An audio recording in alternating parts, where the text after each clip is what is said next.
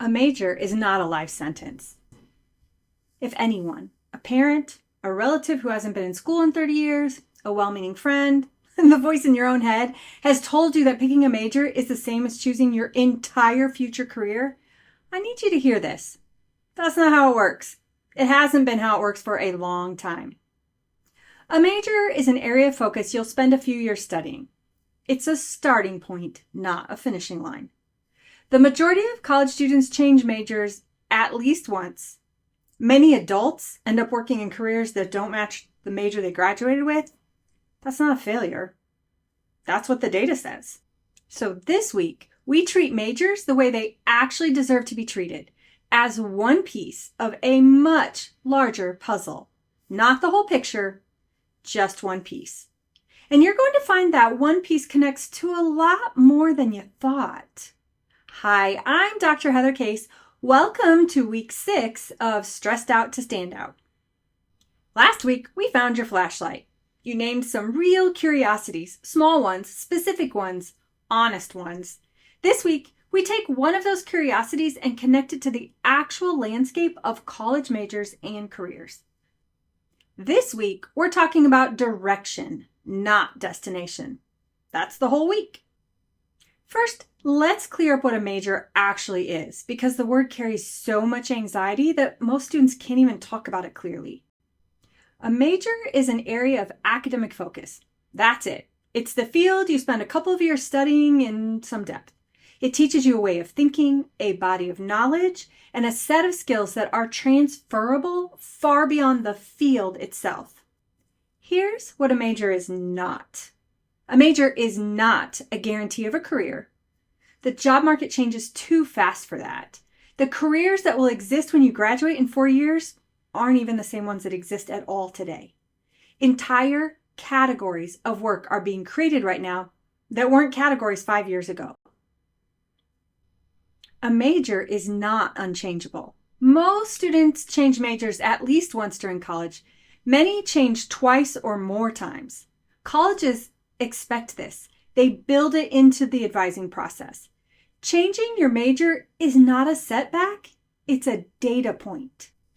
A major is not the most important part of your college application either. Many schools don't ask you to declare until sophomore year, and you're being admitted to a college community first. The major comes later. If you're carrying the weight of trying to make the right choice for the rest of your life, please set that down. You're trying to make a thoughtful choice for the next 2 to 4 years.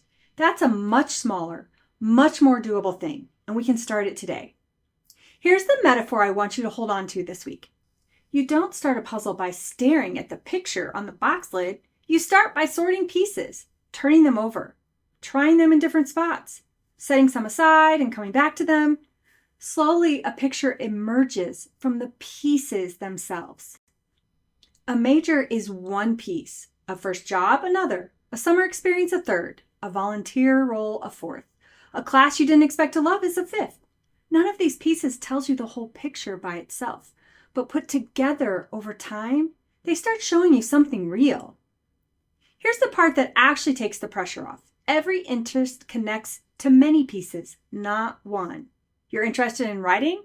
That could take you to journalism, or law, or marketing, or teaching, or public policy, or film, or technical writing, or content design, or, and this is worth saying out loud, careers that don't have names yet, that will exist by the time you graduate, that will need someone who knows how to communicate clearly and think in narrative.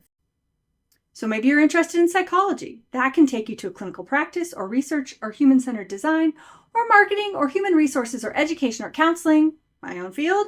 Same psychology foundation, dozens of different doors. You're interested in the environment? That's environmental science, or environmental policy, or environmental journalism, or environmental law, or urban planning, or sustainability consulting, or teaching, or communications for a conservation nonprofit.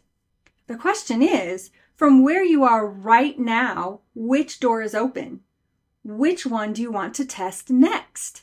Let me tell you about a student I'll call Sofía. Sofía came to me convinced she was going to major in environmental science. She'd been in the school's environmental club for 3 years. She loved being outside. She was certain, possibly more sure than any student I'd ever worked with, about what they were going to study. But when I asked her what she wanted to do with it after the degree, after college, she said, be a scientist? The question mark at the end. She didn't actually want to wear a lab coat. She didn't light up thinking about chemistry. She was genuinely energized by the conversation about why her city's bus routes didn't reach the neighborhoods that needed them most. The way climate change shows up differently across the same county. The decision makers, the policies, the people making the calls about who gets what resources and why. That isn't environmental science, that's environmental policy or urban planning or environmental journalism or law. Same root interest, but entirely different major. Sophia's whole college list changed when she saw that. So did her essays. She applied to programs that combined policy and sustainability, which, by the way, exist at a lot of schools that people don't think of for environmental work. Her acceptance letters came from places she hadn't known to consider before we had this conversation.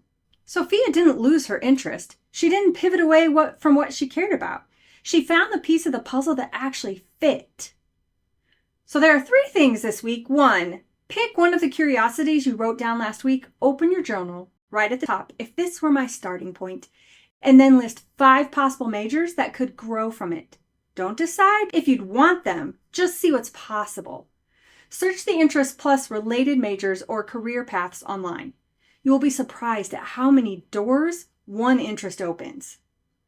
2, for each major on your list, write 1 sentence about what someone with that major actually does in their work. Not in your imagination, in reality.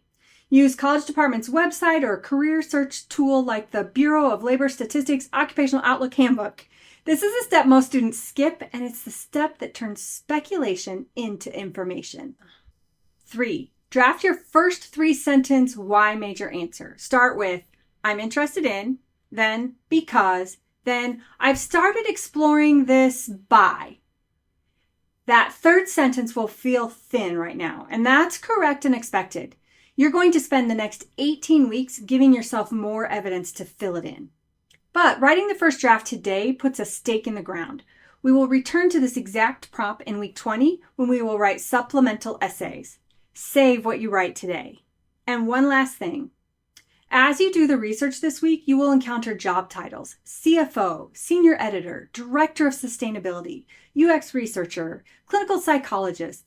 Please don't get too attached to the titles. Titles change, titles disappear, titles get renamed every 5 years as industries shift and reorganize and respond to the world. What stays is what's underneath the title, the kind of thinking, the kind of problem you like working on, the way you approach a question. These are transferable skills across titles, across industries, and across decades. Major for the thinking. Stay flexible about the title. That's how careers are actually built. One puzzle piece at a time, one interest followed honestly over a lifetime. So next week, in week 7, we take one more step back and ask the biggest question yet. Not what do you want to study? Not what do you want to do? What do you want to give? Purpose, impact, contribution. We're going to talk about what your interests turn into when they go out into the world. Not as a competition, as care. Subscribe, and I'll see you next week. But before you go, I want to remind you of something very important. You are so much more than your application. Your worth isn't measured by acceptance letters or rejection emails. I want you to know that your story matters. Tell it honestly, tell it bravely, and know that I am always here cheering you on. I'll see you next week.